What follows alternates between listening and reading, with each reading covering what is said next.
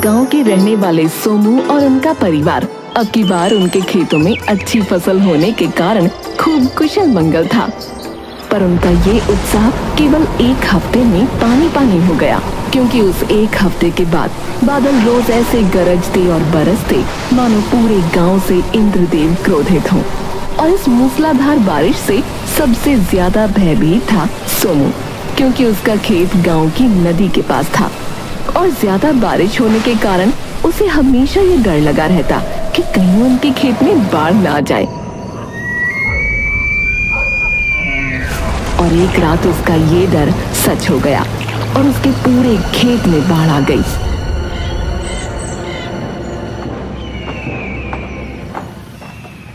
अरे अरे बर्बाद हो गया सब भैया। अरे कृष्ण कन्हैया, अब क्या होगा प्रभु। सोमू को उसके कुछ मित्र और गांव वाले संभालने लग गए। अरे भाई सोमू यार, हिम्मत रखो। ओ यार अपने लिए ना सही, ओ यार अपने बच्चों के लिए खुद को संभाल। अरे बच्चे, अरे मेरे बच्चे तो बर्बाद हो जाएंगे। मेरी बीवी की दवाइयाँ कैसे आएंगी? वो बेचारी तो यूं ही तड़प तड़प के मर जाएगी। ओ यार कुछ नहीं होता भाई सोमू। ओ यार तू हिम्मत ना हार यारा। ओ यार तू एक काम कर, तू मुखिया जी के पास जा, वो तुम्हें अपनी फसलों का मुआवजा जरूर दिलाएंगे यार। सही कहा भाई, सही कहा। सोमू तुरंत मुखिया के घर पहुंचा और उसके घर के बाहर खड़ा होकर चिल्लाने लगा। मुखिया जी, अरे मुखिया जी बाहर आइए मुखिया जी।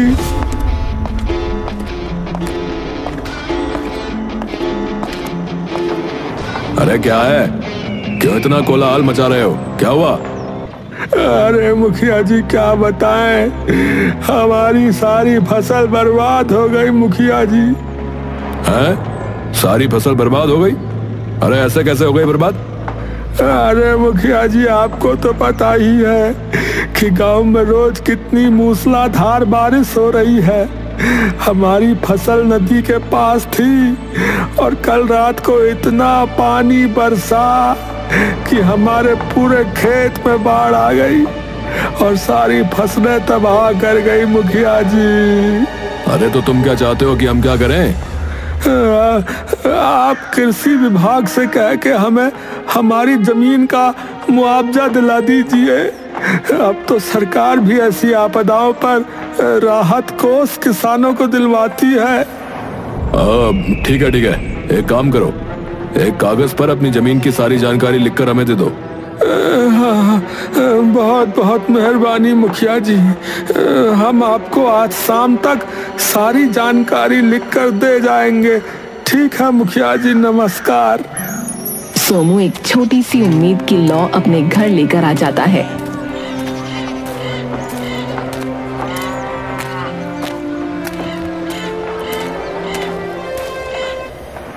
और सभी को ये बात बताता है। ये सारी बात सुनकर सोमू की पत्नी सदमे से नीचे गिर पड़ती है। अरे मंजू, अरे संभालो खुद को। दोनों बेटियां घबराकर अपनी माँ को संभालने जाती हैं। हे राम, अब इस घर का क्या होगा? हमारी बेटियों का क्या होगा? इन्हें कैसे पढ़ाएंगे लिखाएंगे? ये देखकर छोटी बेटी कृतिका भी जोर जोर से रोने लगी। अरे कृतिका, रो नहीं, सब ठीक होगा। और तुम क्यों डरती हो? मैं हूँ ना, तुम्हारी पढ़ाई को तो मैं कुछ नहीं होने दूंगी। तो बापू अब क्या होगा? पता नहीं बिटिया, मुखिया जी के पास गए थे मदद मांगने कि हमें मुआवजा दिलवा दो। तो उन्होंने कहा कि जमीन की सारी जानकारी लिखकर उन्हें दे दें। सिर्फ जमीन की जानकारी मांग ली और कुछ नहीं मांगा? तुम्हारा आधार, पहचान पत्र, राशन कार्ड या तुम्हारे बैंक का खाता नंबर? हाँ, सिर्फ वही मांगा है। तो बेटी तू एक कागज ले और सारी जानकारी उस पर लिख दे, ताकि मैं जल्दी से वो मुखिया जी को दे आऊं। ये सुनकर मीना थोड़ी देर चुप हो गई और थोड़ी देर बाद वो सारी जानकारी लिख कर दे देती है।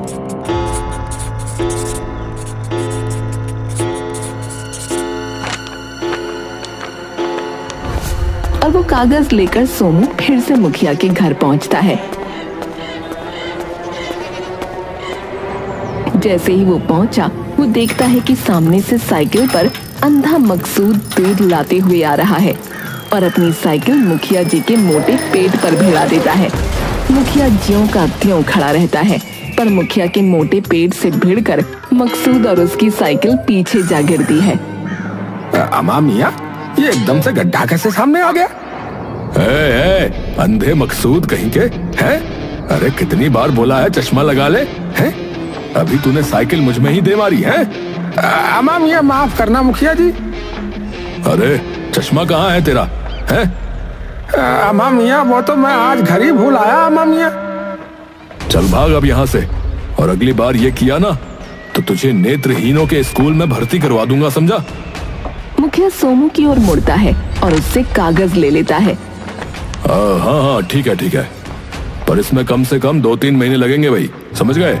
ऐसा ना कहिए मुखिया जी, मेरे बच्चों का क्या होगा? तब तक मैं उनके स्कूल की फीस कैसे भरूंगा? अरे भाई अब मुझे उसका नहीं पता, वो सब तुम जानो। चलो जाओ यहाँ से। ये कहकर मुखिया वापस भीतर चल देता है। मकसूद वहीं खड़े सारी बातें सुन रहा होता है। अम्मा मियाँ कौन हो भाई? माफ करना, बिना चश्मे के दिखाई नहीं दे रहा। अरे मकसूद भाई, सोमू हूँ। अच्छा सोमू भाई, अरे भाई बहुत दुख हुआ तुम्हारे खेतों का सुनकर। मुखिया जी के घर के दरवाजे के बगल में उनके पालतू कुत्ते का छोटा घर होता है। मकसूद नजरें घुमाकर कुत्ते के घर की ओर देखकर जोर जोर से चिल्लाने लगता है। अम्मा मियाँ मुखिया जी, वैसे इतना वक्त क्यों लगेगा वैसे? अरे भाई, भाई किससे बातें कर रहे हो? अरे मुखिया जी से। अरे उनका कुत्ता है वहाँ, मुखिया तो कब के अंदर चले गए। अच्छा चलो तुम वो छोड़ो, तुम खुद ही क्यों नहीं कृषि विभाग जाते भाई? अरे हम वहाँ जाके क्या बोलेंगे? बोलो, हमें न लिखना आता है न पढ़ना, तो हम वहाँ जाकर क्या ही करेंगे? अम्मा मियाँ ठीक है, अब जैसी तुम्हारी मर्जी है। मकसूद अपनी दूध से लदी साइकिल लेकर चला जाता है और सोमू भी वापस घर आ जाता है।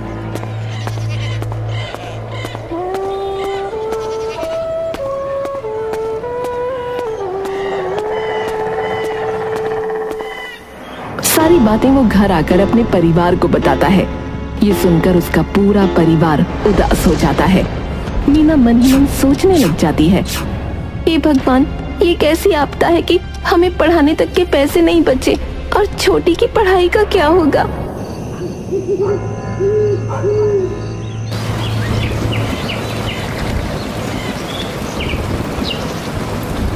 अगले दिन सुबह कृतिका रोती हुई मीना के पास आई। दीदी, दीदी देखो ना, ये क्या हुआ? जैसे ही मीना नीचे देखती है तो नजर आता है कि किताबें जो कि पानी में एकदम सनी हुई हैं। अरे ये कैसे हुआ? कृतिका सुबकते सुबकते जवाब देती है, पता नहीं दीदी, कल तक तो ठीक ही थी। मीना जब अंदर जाकर देखती है तो छत के एक छेद से पानी टपक रहा था। हे राम, ये बारिश हमारा पीछा क्यों नहीं छोड़ रही? मीना किताबें लेकर बापू के पास जाती है। बापू भीगी किताबें देखकर हक्का बक्का रह जाता है। ये कैसे हुआ? छत से पानी गिर रहा है। सोमू माथा पकड़ लेता है। हे भगवान, ये कैसा प्रकोप है? बापू सुनो ना, मैं ये कह रही थी कि जब तक मुआवजा नहीं आता तब तक मैं पढ़ाई छोड़ देती हूँ, और थोड़े दिन दूसरों के घर साफ सफाई करके थोड़े पैसे अगर कमा लूंगी तो छोटी की नई किताबें और फीस का खर्चा निकल आएगा ना। अरे नहीं नहीं बेटी, अगर तुमने स्कूल छोड़ दिया तो तेरी पढ़ाई का क्या होगा? नहीं नहीं, ये मैं नहीं होने दूंगा। मैं कहीं ना कहीं से पैसों का इंतजाम कर लूंगा, तू चिंता मत कर। बापू, आपको और काम ढूंढने में वक्त लगेगा, और घर की सफाई करने के लिए तो औरतों की लाइन लगी रहती है, और सिर्फ कुछ दिनों की तो बात है, फिर तो मुआवजा आ ही जाएगा ना। पर तेरी पढ़ाई का क्या होगा बेटी? तुम उसकी चिंता मत करो, मैं काम करने के साथ साथ खुद की पढ़ाई भी करती रहूंगी। पर कैसे? तुम उसकी चिंता मत करो ना। अपनी एक टीचर मिस कामिनी के घर पहुंचती है। उनके घर पहुंचकर वो उनका गेट खटखटाती है। अरे मीना, तुम यहाँ कैसे? और आज स्कूल क्यों नहीं आई? मीना कामिनी को सारी बात बताती है। ये सुनकर कामिनी एकदम उदास हो जाती है। मैम, आप कह रही थी ना उस दिन कि आपकी 2 पड़ोसनों को काम वाले की जरूरत है, तो मैम उनसे बात कीजिए ना कि कुछ महीने के लिए मुझे काम पे रख लें, तब तक छोटी की फीस का खर्चा निकल आएगा। पर बेटा, तुम अभी बस 16 साल की हो, कैसे करोगी पूरे घर का काम? मैं कर लूंगी मैम, वैसे भी तो करती हूँ ना, क्योंकि माँ तो ज्यादातर बीमार रहती है। ठीक है, पर तुम्हें मुझसे एक वादा करना होगा। सफाई करने के बाद तुम हर शाम यहाँ आओगी, ताकि मैं तुम्हें पढ़ा सकूं। अभी कुछ महीनों में गांव में जिला स्तर की परीक्षा होने वाली है, और जो भी उसमें अव्वल आएगा उसको पूरे 5 साल की स्कॉलरशिप मिलेगी। यानी कि अगर तुम जीतती हो तो तुम्हारी स्कूल और कॉलेज दोनों की शिक्षा के पैसे सरकार देगी। सच में? हाँ, एकदम सच। और ये पुरस्कार देने के लिए खुद विधायक जी आएंगे, तो तुम्हें भी पूरी मेहनत से इसकी तैयारी करनी पड़ेगी। जी मैम। कामिनी मीना को साथ लेकर अपनी पड़ोसन के घर जाती है।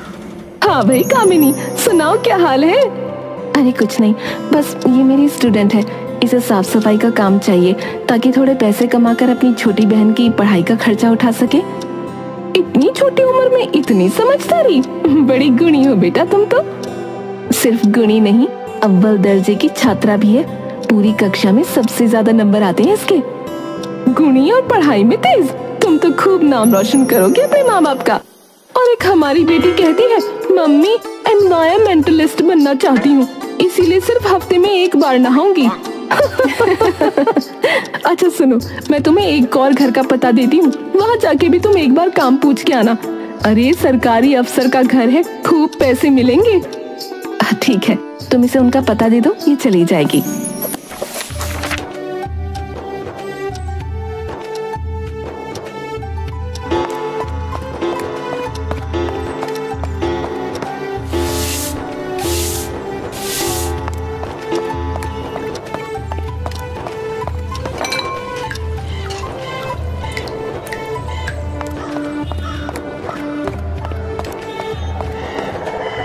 अब 2 महीने के बाद सोनू एक बार फिर मुखिया के घर जाता है। मुखिया जी, अब तो 2 महीने भी हो गए हैं, अब तो बताइए कि कब आएगा मुआवजा। अरे भाई, मुझे क्या पता कब आएगा है? रोज रोज यहाँ आके खड़े हो जाते हो, जाओ यहाँ से। एक बार फिर निराश हो रात को वो घर पहुंचता है।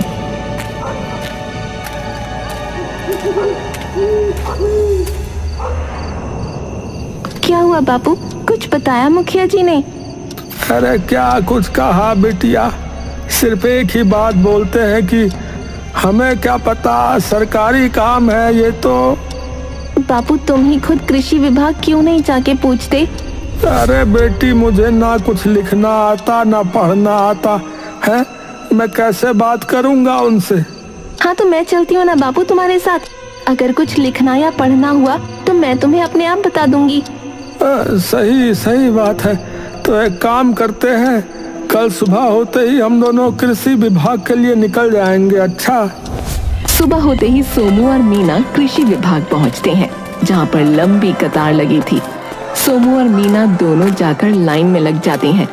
काफी देर खड़े रहने के बाद उनका नंबर आता है। हाँ बताइए। जी, 2 महीने पहले हमारी फसल पूरी बर्बाद हो गई बाढ़ आने की वजह से। बेनिफिशियरी लिस्ट में नाम लिखाया था? जी, किसमें? अरे मतलब राहत कोष में नाम लिखाया था? जी, हमने अपने गांव के मुखिया जागे राम को अपने खेत की जानकारी लिखकर दी थी, और उन्होंने कहा था कि वो बात कर लेंगे। अरे तुम खुद क्यों नहीं आए? खुद आकर नाम लिखाना होता है, क्योंकि जमीन तुम्हारी है, मुखिया की नहीं। चलो अपना नाम और गांव का नाम बताओ, और कब हुआ था ये वो बताओ। जी, मेरा नाम जो है वो है सोमू चौबे, मांडहा गांव से, और लगभग 2 महीने हो गए साहब। अफसर अपने कंप्यूटर में देखता है। देखिए, आपका नाम कहीं भी नहीं है इस सूची में। अरे अरे कृपया ऐसा मत कहिए साहब, ध्यान से देखिए, मुखिया जी ने कहा था कि उन्होंने बात की है। देखिए वो हमें नहीं पता, लेकिन तुम्हारा नाम इस सूची में नहीं है। ये सुनकर सोमू वहीं बिखर जाता है। मीना बापू को संभालती है और बापू को एक बेंच पर बिठाकर वापस सरकारी अफसर के पास आती है। अगर आपको अपने खेत की जगह बताऊं तो आप ये बता सकते हैं कि वहाँ का मुआवजा आया कि नहीं? ठीक है, बताओ। मीना सारी जानकारी सरकारी अफसर को देती है।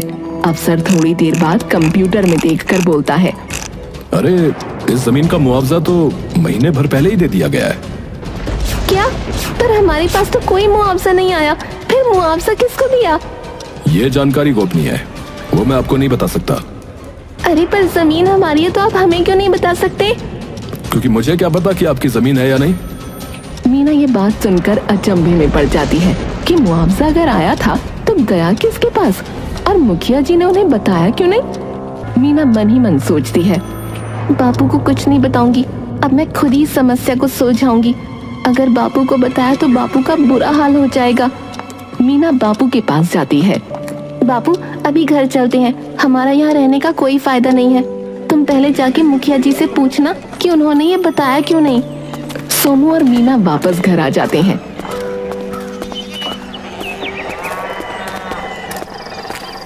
और उसके थोड़ी देर बाद बापू मुखिया से मिलने और मीना अपनी किताब लेकर कामिनी के घर चली जाती है। जैसे ही वो वहाँ पहुँचती है तो जोया भी कामिनी के साथ वहीं बैठी थी। अरे आ गई मेरी राज दुलारी, कहाँ रह गई थी आज? मीना चुपचाप आकर सोफे पर बैठ जाती है और एकदम से रोना शुरू कर देती है। ये देखकर कामिनी और जोया दोनों डर जाती हैं। मीना बेटी क्या हुआ, ऐसे क्यों रो रही हो? मीना इतनी मिलनसार और दिल की साफ थी कि कोई भी उसका मुरीद हो जाता था। जितने घरों में उसने काम किया वो सबकी लाडली बन गई थी, सबसे ज्यादा जोया की। जोया उसे रोता देखकर अपनी छाती से लगा लेती है। मीना मेरी बिटिया रानी, ऐसे क्यों रोई जा रही हो? कुछ तो बताओ, क्या हुआ? मीना दोनों को सब कुछ बता देती है। पर पैसे कहाँ गए फिर? कृषि विभाग वाले हमें बता ही नहीं रहे मैम। पर ऐसे कैसे कोई पैसे ले सकता है? जमीन के कागज तो तुम्हारे पास है। राहत कोष में नाम लिखने के लिए जमीन के कागजात तो देने ही पड़ते हैं। तो पैसे गए कहाँ? थोड़ी देर के लिए जैसे तीनों इस सवाल में एकदम सुन्न पड़ जाते हैं। जिसने भी हमारा मुआवजा हड़पा है मैं उसका पता लगा के रहूंगी मैम, और उससे सारा मुआवजा सूद समेत वापस लूंगी। तुम एक काम करो मीना, तुम मिस्टर कपूर से क्यों नहीं मदद लेती? कौन मिस्टर कपूर? अरे वही सरकारी अफसर जिनके घर मीना काम करती है, जिसका पता मैंने मीना को दिया था। अच्छा हाँ, अरे वो मीना को एकदम अपनी बेटी की तरह प्यार करते हैं, तो जरूर मीना की मदद करेंगे। मीना तभी के तभी मिस्टर कपूर के घर पहुंचती है। जैसे ही मीना अंदर घुसती है, रसोई में से मिस रीमा कपूर कड़छी में पकौड़े लेकर भागी आती हैं और सामने बैठे मिस्टर कपूर के मुंह में एकदम से एक पकौड़ा उठाकर ठूंस देती हैं। कपूर कुर्सी पर से एकदम से उछल पड़ते हैं। अरे पागल औरत, इतना गरम पकौड़ा हमारी हलक में फंसा दिया, बताओ। तुम ये बताओ अच्छा है कि नहीं? अरे हम मर जाएंगे तो हमारे पकौड़े तल के खा लेना तुम। हाँ। रीमा की नजर मीना पर पड़ती है। अरे मेरी बच्ची मीना, तू इस वक्त यहाँ कैसे? बस कुछ काम से आई थी चाची। चाचा आपकी कुछ मदद चाहिए मुझे। अरे तुम तो मेरी बेटी जैसी हो, हुक्म करो हुक्म। मीना सारी बात मिस्टर कपूर को बताती है। तुम चिंता मत करो मेरी बच्ची, कृषि विभाग में मेरा एक दोस्त काम करता है, मैं उससे बात करता हूँ। तुम बेफिक्र होकर घर जाओ, ठीक है? मीना बिल्कुल चिंता मत करना, समझी? अब सब सही होगा। अगले दिन मीना सुबह होते ही एक बार फिर मिस्टर कपूर के घर चल पड़ती है। मीना जैसे ही अंदर घुसती है, सामने मिस्टर कपूर बैठे होते हैं। आओ मीना, मैं तुम्हारा इंतजार कर रहा था। कुछ पता लगा क्या चाचा? हाँ बिटिया, पता तो लगा। क्या पता लगा? बेटी मुआवजा तो गया है और मुंगिया राम के नाम से गया है। ये कौन है? मिस्टर कपूर थोड़ी देर मीना की ओर गंभीरता से देखते हैं और फिर जवाब देते हैं। मुखिया जागे राम का बेटा, जो अभी 15 दिन पहले शहर गया पढ़ने। मीना ये सुनकर आश्चर्यचकित रह जाती है। तो ये और किसी का नहीं, उस मुखिया का ही किया धरा है। मुझे मालूम था, तभी उसने सिर्फ जमीन की जानकारी के कागज हमसे लिए और इसीलिए ही कल बापू को ये कह के भगा दिया कि हमें क्या पता क्यों नहीं लिखा तुम्हारा नाम, हमने तो लिखवाया था। पर उसने ये किया कैसे, बिना जमीन के कागजात के? नकली कागजात बनवा के। इसीलिए उसने सिर्फ बापू से जमीन की जानकारी मांगी थी ताकि नकली कागजात बनवा सके। मोटा सुअर, गरीबों के पैसे खाता है। रुको, अभी उसकी थाने में रिपोर्ट दर्ज करवाता हूँ, पुलिस अभी धर लेगी उसे अंदर। अभी नहीं चाचा, ऐसे दिन पे उसका कच्चा चिट्ठा खोलूंगी कि सबको याद रहेगा कि बेईमानी का नतीजा क्या होता है। फिर कब? परसों गांव में होने वाले इम्तिहान का रिजल्ट देने जब विधायक जी आएंगे ना, तब। ये सुनकर कपूर चौंक जाता है। तुम्हारे पास कोई तरकीब है? जी चाचा, आप बस अपने दोस्त से उस कागजात की कॉपी मंगा लेना जिस पर मुआवजे के कागजात पर मुखिया के बेटे के दस्तखत हों। ठीक है, वो मैं ले लूंगा।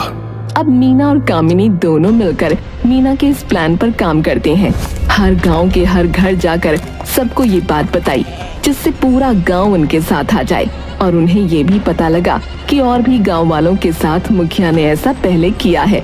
और इस बात का उसे तब पता लगा जब वो एक दिन अपने पिता के दोस्त सुरेंद्र के घर जाती है। पर जैसे ही वो उनके घर पहुंची, उससे चीखने चिल्लाने की आवाज सुनाई दी।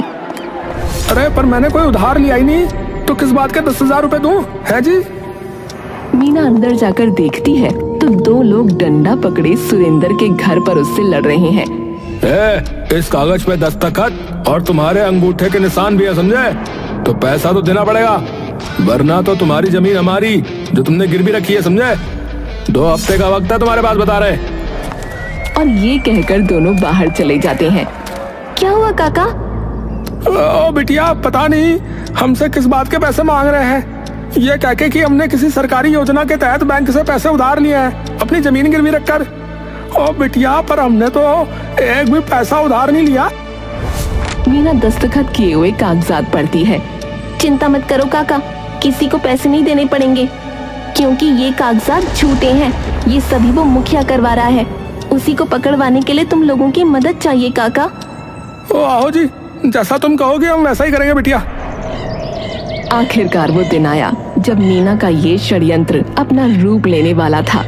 परीक्षा के नतीजे का दिन, जहां मुखिया समेत सारा गांव भी उस आयोजन में सम्मिलित होने वाला था। सबसे पहले तो मैं धन्यवाद करना चाहूंगी हमारे विधायक जी का और सभी पत्रकारों का जो आज अपना कीमती वक्त निकाल कर यहाँ आए हैं। और अब हमारे विधायक जी से विनती करूंगी कि वो कृपया स्टेज पर आकर इस परीक्षा का परिणाम घोषित करें। विधायक जी का स्वागत सभी गांव वाले जोरदार तालियों से करते हैं। तो इस परीक्षा में जो छात्र इस बार अव्वल आया है वो है मांडा गांव की मीना चौबे। ये सुनकर मीना के माता पिता और उसकी अध्यापिका कामिनी के खुशी से आंखों में आंसू छलक उठते हैं। सभी गांव वाले खड़े होकर मीना को सम्मानित करते हैं। मीना स्टेज पर जाती है।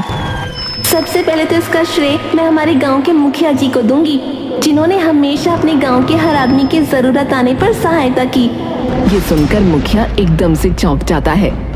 तो ये देखकर हम सभी गांव वालों ने ये तय किया है कि 5,000 रुपए की धनराशि हमारे मुखिया जी को भी मिले, जिन्होंने हमेशा हम बच्चों को प्रोत्साहित किया है। जैसे ही मुखिया ये सुनता है, उसकी आंखों और जबान दोनों से लालच टपकने लगता है और वो पुरस्कार लेने जैसे ही उठता है तो मैं दरखास्त करूंगी हमारे मुखिया जी श्री सोमू चौबे से कि वो यहाँ आकर ये धनराशि स्वीकार करें। सभी गांव वाले भी जोर जोर से ताली बजाकर सोमू का स्वागत करते हैं। ये सुनकर मुखिया का मुंह ज्वालामुखी की तरह लाल हो गया।